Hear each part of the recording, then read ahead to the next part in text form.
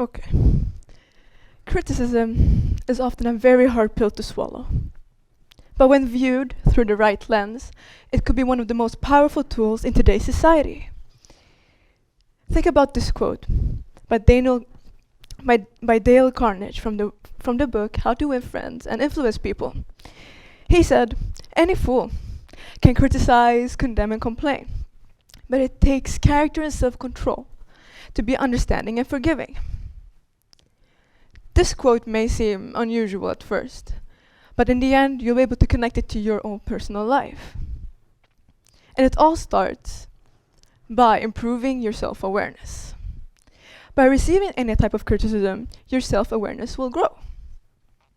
And it will highlight different things that you may not be aware of throughout your life. For example, your boss. He's saying that you're lacking detail in work. You're not working as hard as you used to, and so forth. You see this criticism as very, very negative, right? But this person is indirectly helping you. This person is indirectly helping you improve, right? Even if you see it as negative. But how do we really receive criticism the right way?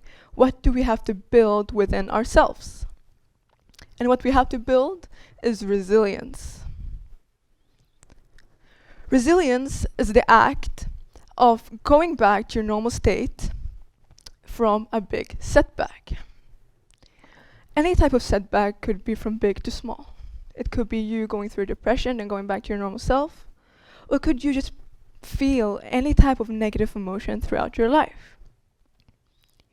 So there are three key aspects of building your resilience, building this ability to rehab yourself. We have inner peace. Inner peace is basically your own confidence. Building your confidence, building your peace within yourself. Then we have positive thinking. That goes under the term of confidence. But you have to also think positively of your actions, of the people around you. Say them out loud. And lastly, positive focus. Positive focus could be anything from school, work, or your hobbies. But how do these three align with each other?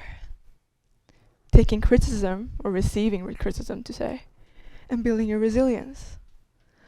For example, we feel a various amount of negative emotions on our daily life.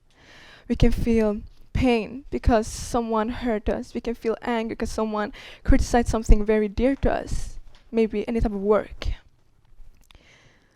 This negative emotion, you can easily go from this negative emotion to a positive emotion by building your resilience. But how you build your resilience is also by receiving criticism. So it really goes both ways. But what we have to do now is choose a path in life. The path of humility or arrogance. Why these two? Well, you can either be arrogant. And if we define arrogant, it's you having a very high ego, which is not a bad thing necessarily. But what is bad is you putting it on other people around you instead of just using it for your own benefit. And also humility may seem like an unusual word. Humility is another word for modesty. And being modest in today's society puts you on a very, very high pedestal. So what do you want? People to perceive you as this egoistic person with no emotion or any empathy towards others, or this modest person? But modesty is a very objective term. But either way, it will help you being perceived by other people in a very positive way. Not only that, it will gain you respect. So the criticism you're receiving will be out of respect, not out of hatred. If we go back to my quote earlier, this person says any fool can criticize, condemn, and complain. But you're not just any fool, because you have character and self-control. You have this character and self-control by taking in criticism the right way. And now you'll be this amazing person criticizing other people for your own and their benefit. And you'll also be understanding and forgiving, because you know how to criticize and you receive criticism the right way. That is why criticism will help and strengthen your character. Thank you.